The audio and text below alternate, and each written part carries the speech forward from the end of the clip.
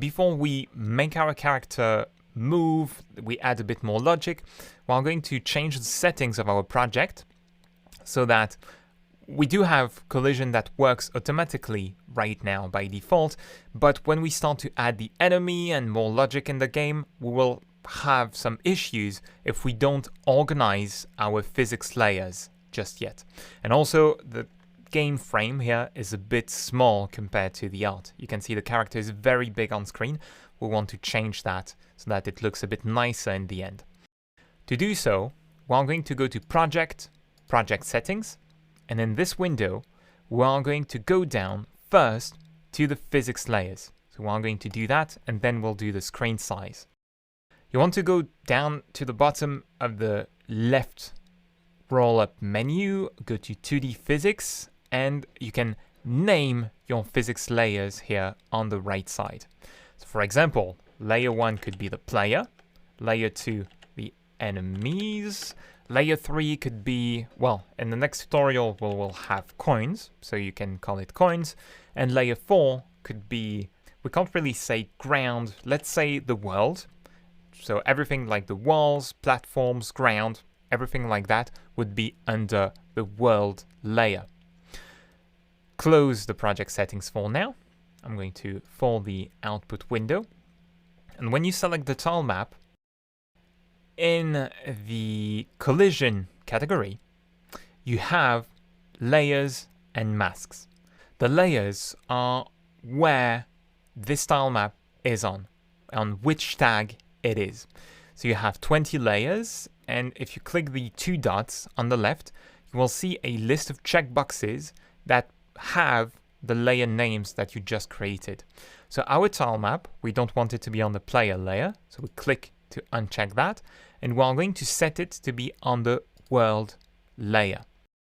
Then the mask is the physics layers that this node, the tile map, will detect and that you can then use or process from the code. The tile map itself does not need to detect anything, so we're going to uncheck the mask here. Now, using these layers and masks will not only help you avoid bugs, it will also improve the performances of your games, because when Godot tries to detect for collisions between nodes, it only checks between the layers and the masks that match between two nodes. For example, our player, our character, if we expand its collisions under physics body 2D, it's on the player layer, and it only detects what's on the player layer, which is not very useful here. So instead, we have to open or go back to the player scene to do that, to change the settings globally in our project. With the player node selected, you want to change the mask. It's going to mask or detect the world here, which means the player is on the player layer and it collides with everything that is on the world layer. So you save with Control S, go back to level template, and you can press F6 to see that nothing changed. Our player still collides with the floor. Now, if I were to change the collisions on my player, make it mask another layer, you will see that it goes through the floor. It doesn't collide with it anymore. So we want it to collide with the floor. Note that if I said we have to go back to the player to change the collision settings, it's because this is the definition of our player. This is when you add the player to any scene, the default values that we will have. And if you change an instance or a copy of the player like you have in the level template scene, you will override that value, will make it different for that copy of the player only and not throughout the project.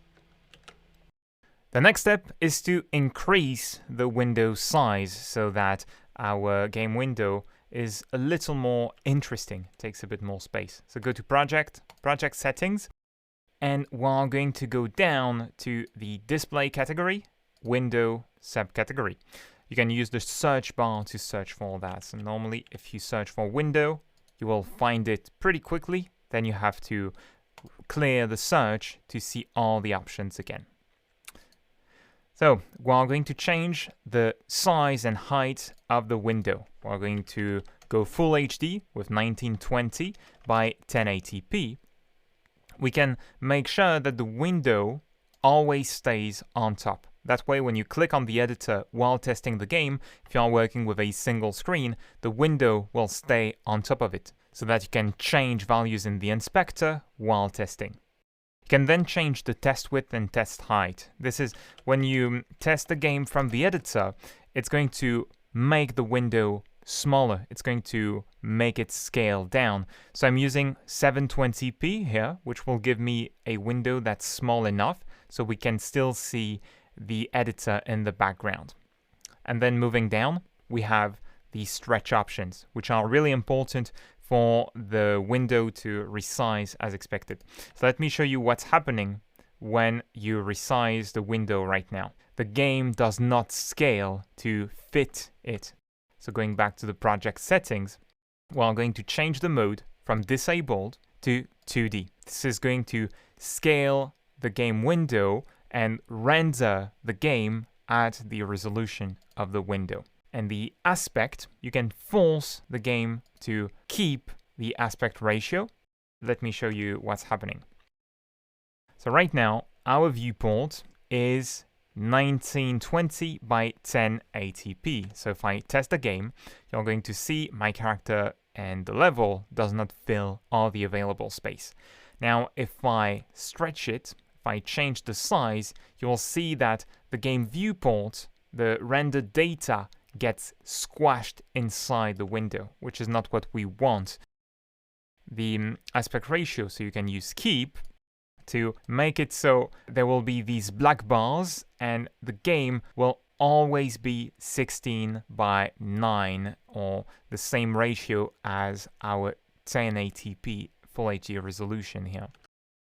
That's not what we want either. We're going to use the last option, expand. Note that keep width and keep height are the same as keep. They will add black bars just on one side. But expand is going to work a bit differently. It's going to respect the aspect ratio and scale the game window if we scale it uniformly. But if we squash it or scale it, it's going to expand the viewport area to show more of the game. As most laptops and PCs have relatively similar aspect ratios, it's just going to show a little more of the game level to some people horizontally and a little less to others, depending on the screen ratio once again. We're going to do one last thing, update our tile map so that it fills the level a little better. So select the tile map node in the level template scene and Control-Shift right-click to delete all the tiles that we don't need anymore, and Control-Shift click and drag to create rectangles of tiles.